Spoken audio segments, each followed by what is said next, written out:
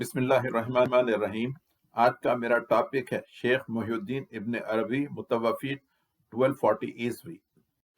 وہ دعویٰ کرتا ہے کہ وہ مقام محمدی کا وارث ہے۔ ابن عربی دعویٰ کرتا ہے کہ اللہ تعالیٰ نے مراقبے کی حالت میں اس کو ایک کتاب دی جس کا نام اس نے فتوحات مکیہ رکھا۔ کہتا ہے میں نے اس کتاب کا نام فتوحات مکیہ فی معرفت اسرار المالکیہ والملکیہ رکھا، اس لیے کہ میں نے اس کتاب میں اکثر وہ باتیں بیان کی ہیں جو اللہ تبارک و تعالیٰ نے مجھے بیت مکرم کے طواف اور حرم شریف میں مراقبے کے دوران عطا فرمائی۔ اپنی اس کتاب میں ابن عربی دعویٰ کرتا ہے کہ وہ مقام محمدی کا وارث ہے۔ چنانچہ ختم نے اس عظیم مشہد میں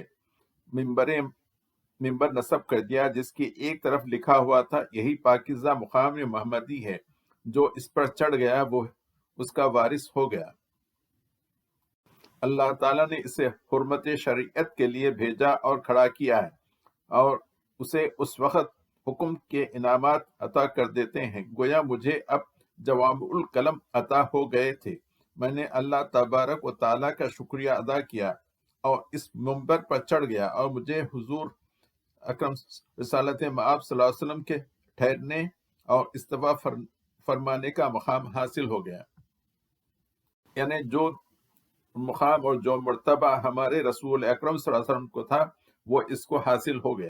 اور آگے لکھتا ہے اور میں جس درجے میں تھا وہاں مجھے سفید خمیس کی آستین بچھا دی گئی جس پر میں نے وقوف کیا تاکہ میں حضور رسالت مآب صلی اللہ علیہ وسلم کے احترام و اکرام کی بنا پر اس جگہ کو استعمال نہ کر سکوں جسے آپ استعمال فرماتے تھے، اور یہ امر مجھے اس معاملے میں خبردار کرنے کے لیے تھا۔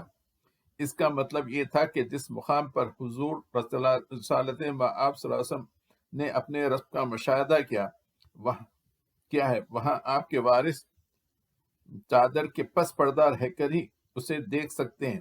اگر ایسا نہ ہوتا تو ہم بھی وہ چیز دیکھ لیتے جو آپ صلی اللہ علیہ وسلم نے دیکھی تھی، اور آپ صلی اللہ علیہ وسلم کی طرح معرفت حاصل کرتے۔ اسلامک اسکالرز ابن عربی کو ملحد، زندیق و کافر قرار دیتے ہیں، اور صوفیہ من جملہ صوفیہ دیوبند و بریلوی اس کو شیخ الاکبر اور شیخ العارفین کہتے ہیں۔ اللہ تعالیٰ اس کفر سے ہم کو بچائے، آمین۔